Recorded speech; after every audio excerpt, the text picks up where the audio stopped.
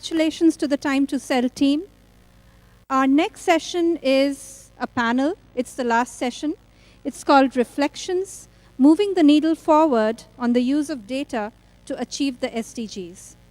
May I now call upon stage the moderator for this panel, Lauren Woodman, Chief Executive Officer, NetHope.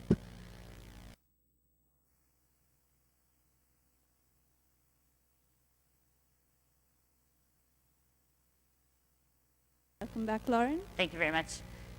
If I could have our panelists that are going to join us come on up here. There's no reason for me to be on my own. Oh, that'd be great. Thank you. It's really funny. Everybody decided to sit in the back of the room. Like it's like totally empty up here. It's like you're going to make a run for it, like the minute the panel's done. But we're going to keep you a few closing words before we depart. How many folks are feeling a little overwhelmed and have learned way too much this week? And yes, I was speaking with someone just a few minutes ago who said that their brain was on fire of all of the things that they had learned this week. But I think that that's a good thing, rather than leaving having not learned enough or not had enough opportunities to engage this week. We're going to see if we can all sit on these stools without falling off. If we fall off, you guys, no pictures, please. So we have a final closing panel, and I think one of the things that we like to do, or certainly try to do, at an event like this, where we've had a number of opportunities to engage over the course of several days, where we've had an opportunity to learn a number of things, is to spend a few minutes at the end reflecting on what we've learned, what we've heard, and then what are the 2 or 3 things that we can take with us, and what are the things that we ought to be doing as we move forward. My 4 distinguished panelists up here are going to share some thoughts with us, and we're interested in, if anyone has any questions, please do not hesitate to ask. I think there's a couple of microphones around. And we're going to see if we can't send us out of here at the last few minutes of the event with some closing thoughts and some things that we can keep in mind, that we can take back to our organizations and make our time between now and next year as fruitful as possible. So I'm going to start on my left with you, Sean, and ask you first just to introduce yourself a little bit, but then also in looking at what you've heard this week and what you've learned, where do you think we can use data most effectively in trying to accomplish the SDGs and achieve our respective missions? And where do you think the opportunities are after a very busy week? Thanks very much, Doran. Can you hear me okay? Yeah. So my name is Sean Ferris. I'm working with the Agriculture and Livelihoods team at CRS. Congratulations to you all for being here. Actually, there was nobody in here about 5 minutes ago, so fantastic that you're all here. You are the marathon runners of the conference, so many thanks for staying with us. So what in the SDGs, what are we doing? So, well, first of all, learned a tremendous amount at the conference, met lots of brilliant people, and had my mind slightly scrambled by what I thought was, the real thing and what my world is, and it's clearly very different from lots of other people's worlds. So I think one of the things is, we've got to try and find ways of being able to communicate with each other at the same level, and that's not quite as easy as you might imagine, it seems to me. And I think the same goes for, anything like the SDGs. If we want to be able to gather data and sort of leverage that data and show that all the great work with it that we are doing is getting towards those goals, in some ways you've got to be able to first tell the story. And the SDGs, with its 17 chapters, is quite a complicated story, right?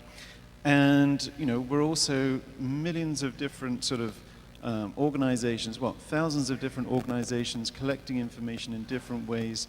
And I think it just comes, one of the key messages is how can we find ways of focusing data in ways that can help us tell the story more easily so that people can understand what we're doing.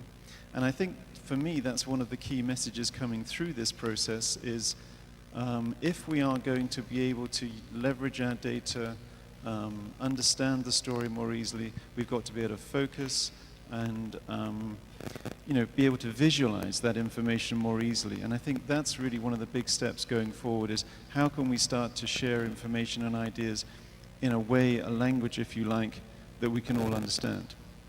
So that will be my start. It's a great place to start. Fabulous place to start.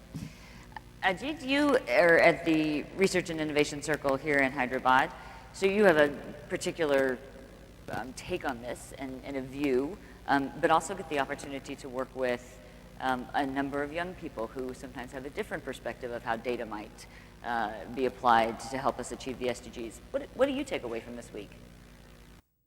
First thing was that it's already what we have achieved has been very impressive. I think let's not underestimate what all of you have collectively done. Honestly, when I came in here, I didn't expect to see this much of progress as I've seen. So that's been a really great feeling. I think the one thing we can perhaps do better is to find ways of quickly collaborating with each other. So practically every session I saw, at least 50% of the audience had something they could have very easily contributed, but there was no time for us to contribute. And I think we perhaps lost an opportunity. Maybe next time onwards we could do this, where quickly you fall back into a working group, you create something, because once you go away from here, you get caught with your day-to-day challenges and nothing ever happens. So I think that to me looks like a easy to win opportunity. Obviously, health, education, and agriculture looks like the most obvious ones. But even in terms of gender equality and things, there's practically every area in which there is a lot that we can do with data. And I think but I share your concern, Sean. I think there was a fabulous session on the politics of KPIs and MIs, and I don't know how many of you attended it. But and in another session, somebody else asked that, I know we are scaling up and I know we are talking about scale and sizing, but are we doing the right thing? And I think my worry increasingly with data is that we are forgetting the human beings behind the data. I think we have to remember that ultimately it's for the greater good of people. I can train 10 million people, but if they don't get the subsequent benefits of that education, then it's all a waste of time. And we need to spend a lot more time on, therefore, on what are those measures that we really believe in, and how do we then also use data sensibly to achieve those measures. Great. Rajneesh, you look at this and you spend a lot of time thinking about how to measure things. We spent a lot of time this week talking about data and how to measure things. What did you take away from this week? Sure. I think the most interesting part from where I come from right now is thinking about mostly speaking to our beneficiaries directly, and which is mostly primary data which you're collecting, and speaking to them directly gives us a lot of perspective which you don't find in data sets already available. Might be even like as extensive as a census data, or it might be just information which is collected through satellite imagery. But what I took away from a lot of the sessions which happened was that we are missing the angle if we only look at one type of data, which might be just the primary data. For me, a lot of it came from the fact that there's so much triangulation which you can do. I mean, for you to have a holistic picture, and which is possible because of the technology advancement, because of there are so many people who have already developed tools and resources which can be used.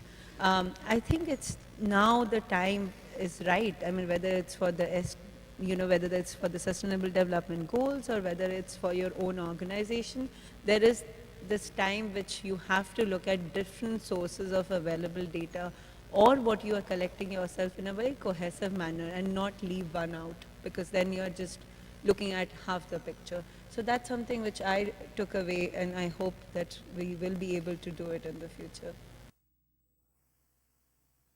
Christine, at the Center for Digital Financial Inclusion, there's lots of ways to measure that, and lots of different ways to measure not only to what extent we are increasing inclusion, but what the impact of that is on those that we are bringing into the system. I'm sure you spend a lot of time looking at data, but what was your takeaway from this week, looking more broadly across the sector from your particular perspective? There's so much of action around, and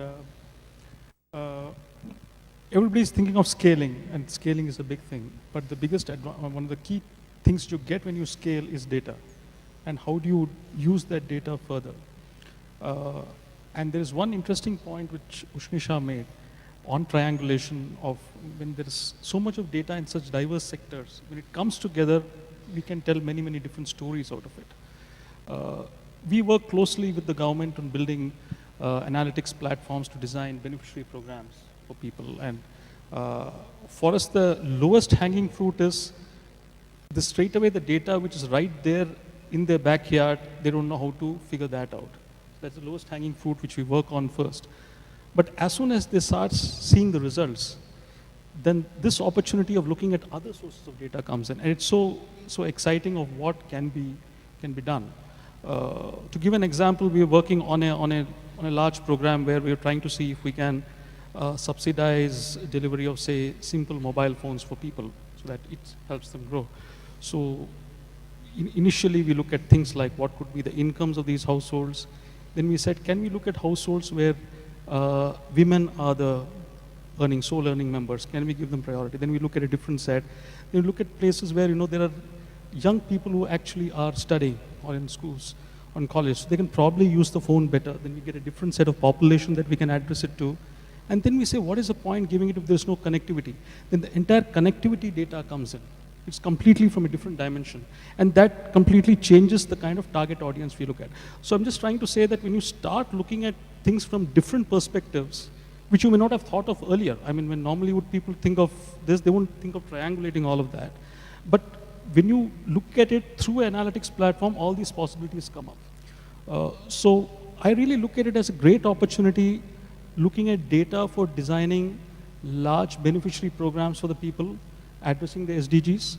A lot of work is going on downstream. Yeah, I see a lot of work on delivery, on using mobile phones as tablets, gathering data, maybe using the biometric to deliver the last mile. All of that is happening. But upstream, designing that basic program, how am I targeting what? Relatively very little has happened. I mean, if you look at it, if that is 10 units, it's probably not even 2 units right now. And the real impact is in designing a program. Any program is only as good as the design is. You may perfect the delivery, but how good is your design? And design has to be driven by data. Especially when we look at the kind of populations which we have in India, 1.2 billion people. It's huge. Just dissecting that data, looking at it from different angles to see what problems to address. Are we overlapping stuff which somebody is already doing? We don't know. Today we have silos. If you look at even education, if you look at scholarships program in the country, there are hundreds of them, hundreds. And do we even know if there is a particular student, how many different scholarship programs are hitting him? Are there segments which are getting more and others which are not getting anything? So there are live problems out there. And only analytics can solve. Only data-driven stuff can solve it. Otherwise, they're not solvable. So you may pump in as much amount of money as you want. But if you don't design it, if it's not targeted where it's got to reach, and there's no feedback on the kind of impact that it is making, all of that is data, you're not going to achieve the sustainable goals. That's what I feel. It is fascinating to think about as more and more data becomes available, the granularity with which we can get to insights and that help us think about how we design better programs and use that data not only to measure how well we did, but to help us plan how well we can do, right, or so on and so forth. We've heard a lot this week about the possibilities of data and all the awesome things that we can do, and we've seen lots of very good examples of where data is being used quite well. But why aren't we doing more? What are the barriers that we're running into that are preventing all of us from having fabulous data that we can see in lots of different ways? What do you think are our challenges in better data use? Okay, so I used to be in research, so I often see a lot of barriers to things, Anyway, that's part of the fun of doing things, isn't it? I think we have a lot of, as we were talking about this idea of open data and things during the week, which I thought was a great topic to be discussing here. We do have a lot of data. There is a lot of data around, but it's all in different sort of languages. It's fragmented. There are complicated processes to unlock it. So I think one of the things that has been mentioned many times during the week is what kind of structures can we do or can we set up in order to help us unlock that data. And I think that we will find, and again, as this has been said several times, there is probably a lot of not very good data out there, right? So we can collect, as you've often said, terabytes of data, but collecting lots of not very useful data is not very helpful, and we do spend a lot of energy doing that. So can we find out, can we shine a light on that data? Can we start to put some systems in place so that we can at least start to translate between data sets, to share those things, and then figure out what data really is useful to us, and then hopefully we'll be brave enough to drop some data. And I think that's a tough thing to do because people love data, right? It's like a little money bag there, and I think that's an important point. What I find in our organization, and we're looking at lots of different systems, we've done a lot of digitization, we're starting to collect more and more data, so we're feeling richer and richer. But the one thing that's missing in our teams, I think at the moment, are the analysts. So at the moment, rather than investing in more systems, personally, I'm thinking of investing in more analysts. Just warm bodies, clever people who can start to say, that bit of data is really useful because that helps that particular client. And this is the decision point that you need. And actually, to do that decision point, you only need 5 data points or whatever it is. But to do that, you need to train that person because although you thought the data was good, it wasn't very good, and that's why the decision wasn't made. So less data, but more quality data, I think, and then having people being able to analyze the data in quick enough time so that we can use it and then make decisions about where our next investments are. So, I think that, we're not uncommon in this situation that too much data, not enough analysis, and then again, try to tell what story you're trying to tell, which data supports the story, and who are you trying to tell that to. And I think that people get very wrapped up in technology and very long jargon things which I don't understand, but they don't see the story, and therefore you're missing the point in some ways. Ajit, you're nodding your head vigorously. Yes. I've been, unfortunately, long enough in this world when there was very, very little data. And in all these, 30 plus years of working, I have never lived in an era where we said we have enough data. There is perennially a shortage of data. And in a way it's good because the moment we get some data, we then think beyond it and we want more and more of it. But the question is, as you rightly said, can we focus on what is the problem we are really looking to solve? And then look at what is adequate enough. I remember planning the entire distribution of cement in this country way back when the capacity of computers to do any computation beyond 99 constraints was impossible. And therefore we were a lot more innovative in the way we thought, we were smarter in the way we took decisions about assumptions, etc., etc. And I think now we seriously run the risk of being lazy in our analysis of data because we are facing too much of data, and therefore we are collecting too much data simply because we can collect it. And I think we need to step back from it and say, what is the problem we are really trying to solve and how can we solve it smartly? The second thing is I actually think we have tremendous variety of data already today. So instead of worrying about what more can I get, can we say, okay, have I made the best use of what I already have? And I don't think we have. So I would agree with you. If we can invest more time and effort in getting better analysis and really looking at solving problems with existing data, I think we could go much further. This actually reinforces your point earlier, Krishnan, in that when you get some data, it opens up new questions, and then we can figure out what additional problems we might be able to tackle. Do you see similar barriers in terms of why we don't use data more effectively? Is it a question of of analysis and quality and data not working together? Or is it those things plus something else? See, at a conceptual level, there are two barriers in terms of adoption and stuff which I see. One relates to aggregates, one relates to an individual. We'll just start. Every time I come on a trip like this and I get back, I expect my mailbox to be flooded with some mailer from the hotel where I have stayed, some mailer somewhere. So they asked me to fill up a form, and I filled it. I never expected to be bombarded, come to my hotel, what do you feel? So if I give a data about myself, who owns that data? I own it. So we have to move to a regime where it is not the collector who owns the data. It's the person to whom it belongs, it owns.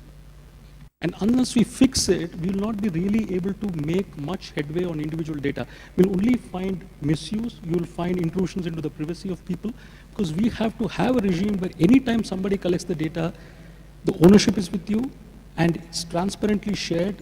You give it with your consent, and you know how it is going to be used. So you should be telling me how it's going to be used. Otherwise, I will not part with it. And this is happening all over the place. So my Gmail is full of stuff which I never wanted. How much ever the spam goes. So we have to stop this excess of data. If you really want good data, you have to stop this bombarding of data and put the control in the hands of the individual. So any individual, it could be a poor farmer from whom you collect the data. Take his consent. I am giving this data. Tell him why I am going to use this data. Tell him this is going to be of benefit to you. If I take this data from you on your financial transactions, I'll probably be able to give you a loan and make your life better. And then if he agrees, then I start doing things on it, not without his knowledge. Okay? So that is one fundamental part in the overall context and regulatory framework that we need to fix. The second is when it relates to aggregates, in the sense that people who design programs, the policymakers should know the power of aggregating information and looking at patterns and being able to take decisions better. Today, a lot of that is there in the research labs, it's in conceptual thinking, but actually when the rubber is hitting the road, where the actual policy is being framed, I don't know how much of this is being actually used. So unless we bring the attention of people who take high-level decisions on the power of the data and using these aggregates for the benefit of people looking at it differently, we won't really see an improvement in the quality of decision making. So it depends, you can do a great data analysis to see what a shopkeeper can sell better. Okay, that helps the shop. But if you did the same thing at the policy making level where billions of dollars are being sold, the multiplier is, a millionfold. But the sad thing is I see more of this analytics being used at the shop and not at that level. It should move to where the multiplier is maximum, and that's where the impact is not happening. So our own center is trying to work at how do we take this at the highest levels. So those are two barriers, making the power of aggregates, people understand at the highest levels what they can do with it, and putting the control with the individual whenever the data is being used. Rajneesh, what's your thought? I think so. I think in the consent and something which we have been able to work around in lean data, where we actually ask consent at an individual level and don't use data if it's not, the people are not giving consent. Where we face barriers is, I would say, multiple stakeholder need, and being on different kind of data they need, which amounts to sometimes more data. Issues of accountability, like if we as an investor are collecting the data, should this data be at all be used for co-investors? So I would just say sometimes in the system there are different stakeholders and they have different needs, which ends up being one of the barriers of a good use of data. So even if you generate the right kind of insights from the data, even if you realize that something needs to be done, all the stakeholders might not be on the same plane of how the data needs to be used, which at least for us, we have found that even with the data or with the right kind of data, sometimes can be a challenge.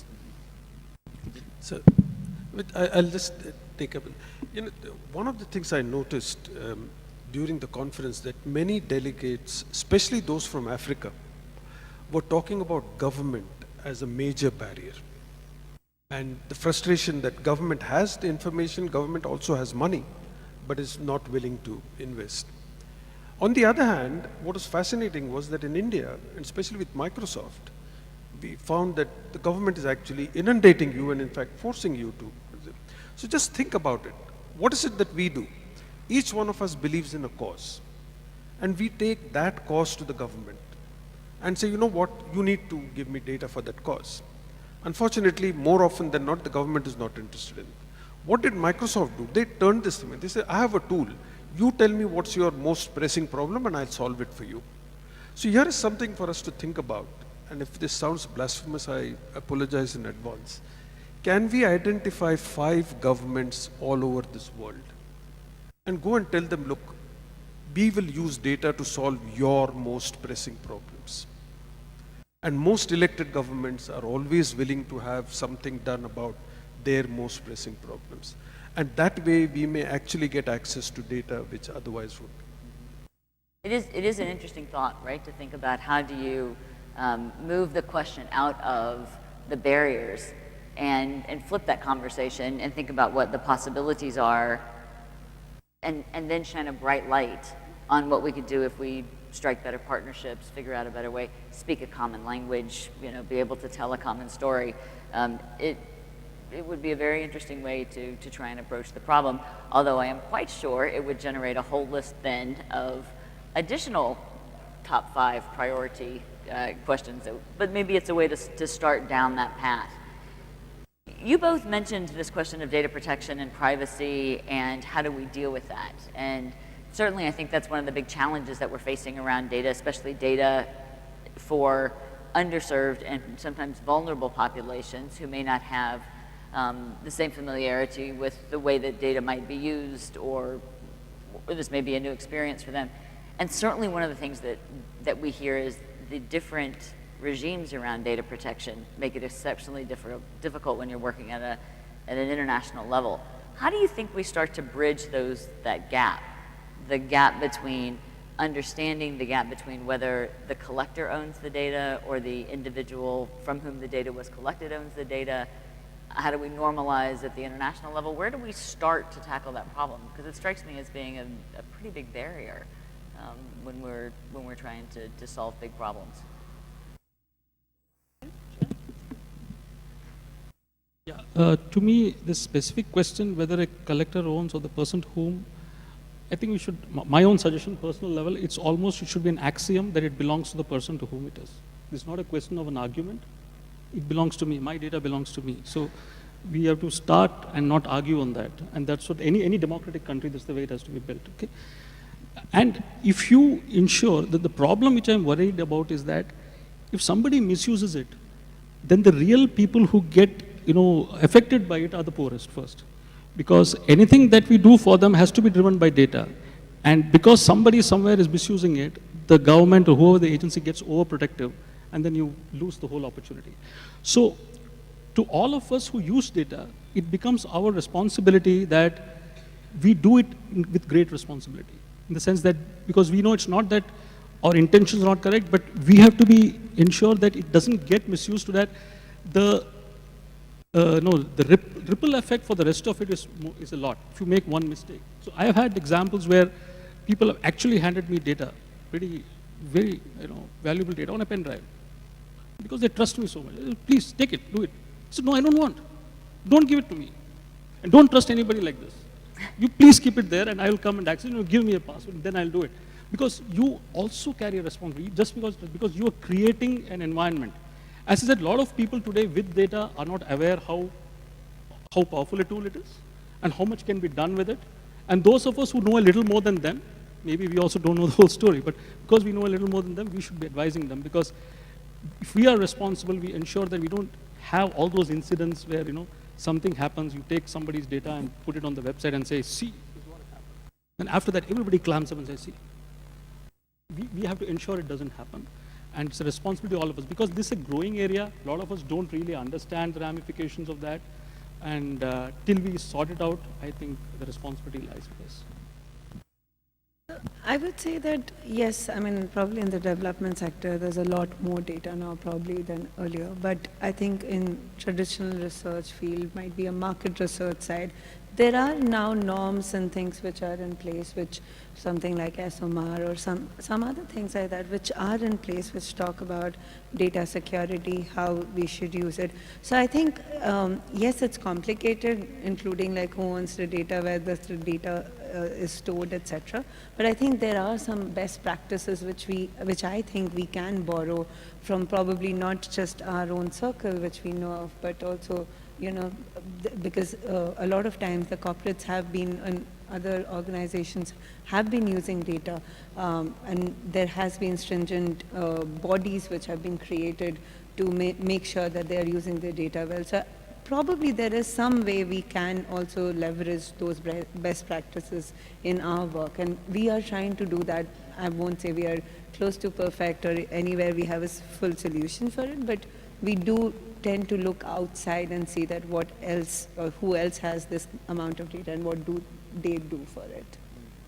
Yeah, there certainly are a number of best practices and guidelines and rules and regulations and whatnot that other sectors can bring to bear that can help inform the work that we do. And if we can just make sure that those rules and regulations keep up with how quick technology changes, we'll be in. If we figure that one out, we're in very good shape. So as we're wrapping up, and I know at the end of a long week, none of us are thinking about next year, but I also know that the wonderful folks that put on this event are already beginning to think about next year. So as we wrap up, let me ask each of you, looking forward a year from now, when we come back here, and or wherever we're going to be next year, what would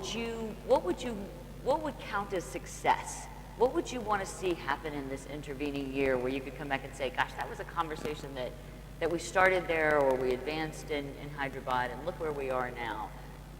What would you want to see? Sean, do you want to take a shot at being our first one? Yeah, okay, I'll take a shot. A lot of talk this week about how we can start to share data.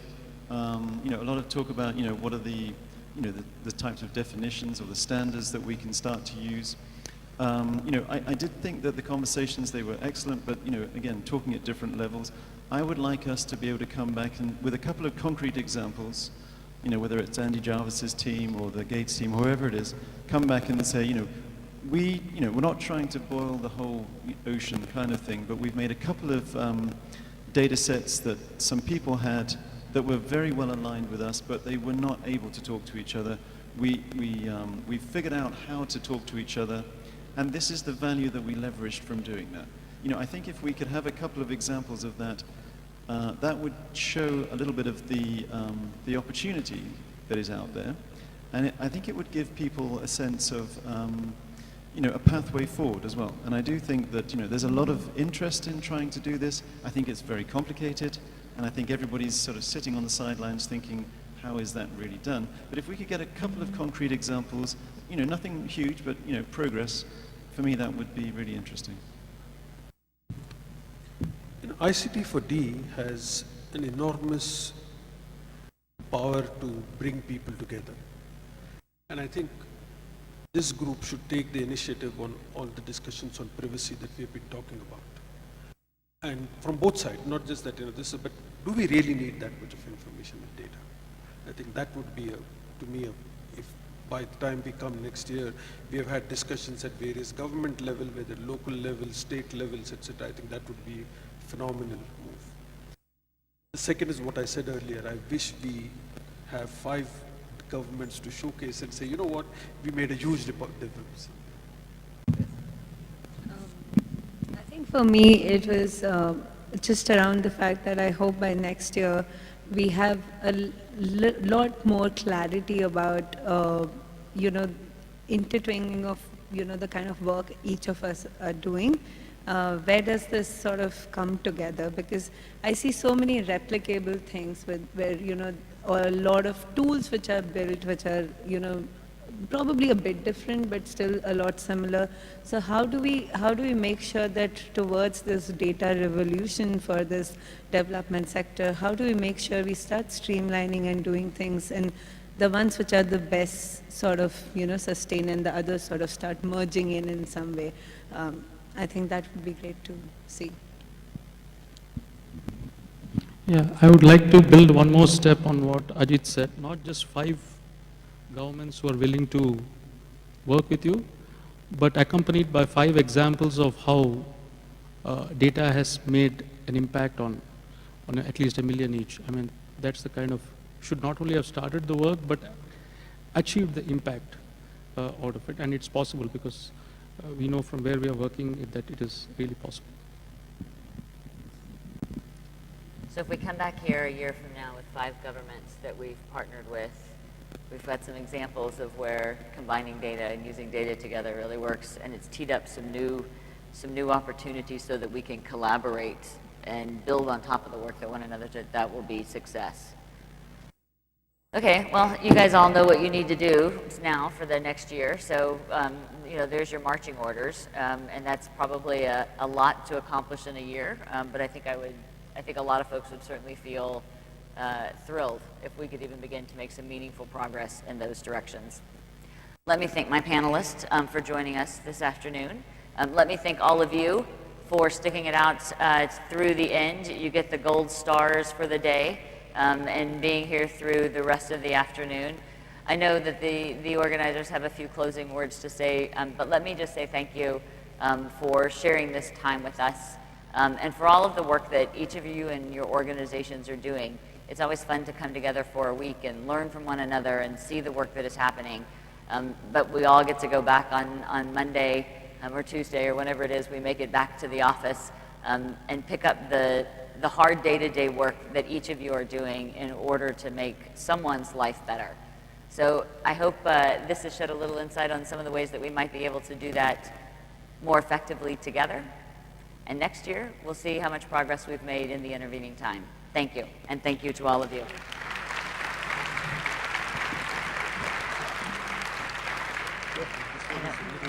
It's a little shaky.